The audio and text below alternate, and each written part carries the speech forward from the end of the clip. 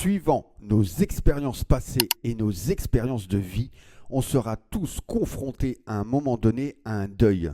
Mais de quel deuil parle-t-on? Il y a de différents deuils suivant la situation. Comprendre le processus émotionnel et comment le surmonter. Je vous dis tout dans cette vidéo.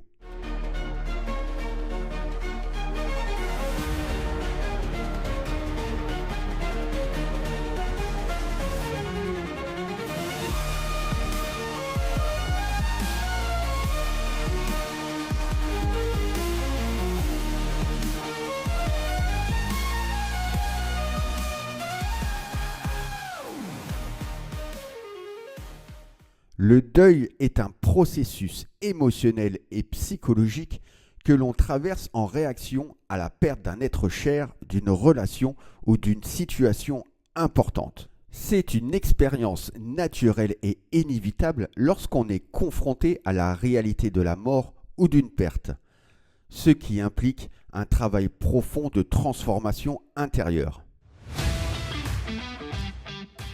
Les réactions émotionnelles peuvent varier d'une personne à l'autre et dépendent de différents facteurs. Voici le processus émotionnel d'un deuil.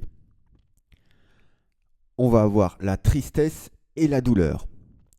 Ensuite va venir la colère et la frustration. Le choc et le déni, la peur et l'anxiété, et le soulagement et la reconstruction. Le processus du deuil est souvent décrit comme une série de phases ou d'étapes que de nombreuses personnes traversent. En 1, on a le choc et le déni. La première réaction face à une perte peut être le choc et le déni. La personne en deuil aura du mal à accepter la réalité. En 2, on a la colère. Après le choc, la colère peut émerger. La personne en deuil peut ressentir de la colère envers toute personne, mais aussi envers elle-même. En 3, le marchandage. Il s'agit d'une tentative de négociation pour tenter de changer le cours des événements ou d'éviter la douleur d'une perte. La personne en deuil peut exprimer des pensées du type « si seulement j'avais fait ceci ou cela, la perte aurait été évitée ». En 4, la tristesse et la dépression. À mesure que la réalité d'une perte se fait sentir, la personne en deuil peut ressentir une profonde tristesse, une détresse émotionnelle et une dépression. En 5, l'acceptation. Au fil du temps, la personne qui est en deuil pourra commencer à accepter la réalité de la perte et à l'intégrer dans sa vie. Cela ne signifie pas du tout d'oublier la personne décédée, mais de trouver un nouvel équilibre. Il existe plusieurs types de deuil qui peuvent être définis en fonction des circonstances. On peut avoir le deuil normal, le deuil anticipé, le deuil compliqué, le deuil pathologique, le deuil ambigu et enfin le deuil identitaire. Le deuil normal, c'est le type de deuil qui survient après la perte d'un être cher et qui généralement est suivi par un deuil naturel. Le deuil anticipé est un type de deuil qui se produit lorsque la personne est totalement consciente que la perte est imminente en raison d'une maladie en phase terminale. Le processus de deuil peut commencer avant le décès affectif de la personne. Le deuil compliqué. Dans certains cas, le deuil peut devenir compliqué pour la personne qui est en deuil lorsqu'elle éprouve des difficultés à faire face à la réalité, des complications émotionnelles, psychologiques et sociales. Le deuil pathologique.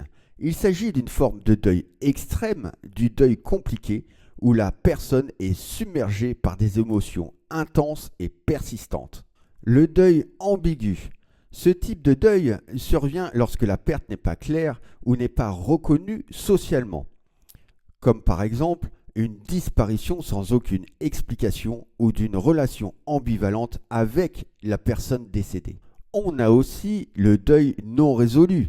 Le deuil non résolu fait référence à une situation où la personne n'a pas pu intégrer ou accepter pleinement la perte d'un être cher, où le processus de deuil a été inachevé ou incomplet. Les réactions psychologiques face au deuil peuvent être variées et complexes, car le deuil est une expérience émotionnelle très intense qui peut affecter profondément votre santé mentale et votre bien-être. En réaction psychologique, on peut avoir la tristesse profonde, l'anxiété et nervosité, une dépression, de la colère et de la frustration, de la culpabilité et des troubles de sommeil et de l'appétit. Face au deuil, bien sûr, on va avoir des réactions psychologiques, des réactions émotionnelles, mais aussi surtout des réactions physiques. On va avoir une fatigue et épuisement, des troubles du sommeil, des douleurs physiques, ça peut être musculaire ou articulaire, des troubles gastro-intestinaux, une baisse de l'immunité et une perte ou gain de poids. Il est même crucial, voire même vital, de faire un deuil complet si vous avez été en relation, dans une relation toxique ou avec un pervers narcissique. Donc déjà d'une, en premier lieu, rétablir l'estime de soi. En deux, se libérer de la manipulation. En trois, guérir des blessures émotionnelles. Et en quatre, protéger sa santé mentale. Pour faire le deuil complet d'une relation toxique avec un pervers narcissique, il va falloir vous investir entièrement à votre développement personnel. Pour gérer ou surmonter un deuil, il va falloir être stratégique. Ça, c'est le premier point. Le deuxième point, c'est de savoir identifier votre deuil. Et le troisième point, je ne peux pas vous donner le processus exact pour surmonter un deuil vu que je ne connais pas du tout votre situation. En revanche, je peux vous donner quelques conseils. En 1, exprimez vos émotions. Ça va être très important. En 2, trouvez du soutien, que ça soit familial, amical et même professionnel. En 3, prenez soin de vous physiquement et mentalement. En 4, pratiquez la pleine conscience. En 5, trouvez des rituels de deuil. Il existe plein de rituels de deuil. Et en 6, accordez-vous du temps.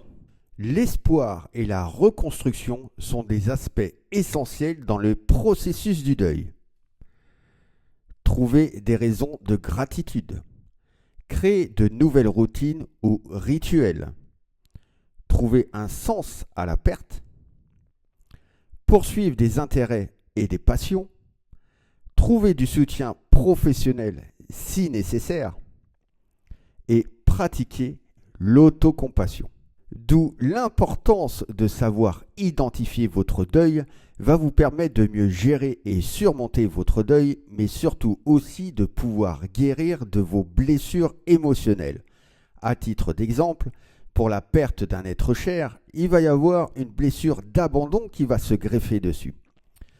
Pour le deuil d'une relation, surtout sentimentale, et aussi surtout si vous avez subi cette rupture, il va y avoir une blessure de rejet. Donc, perte d'estime de soi, de confiance en soi et ce sentiment de ne pas être aimé à votre juste valeur. Le deuil est un processus très intime mais surtout aussi très personnel.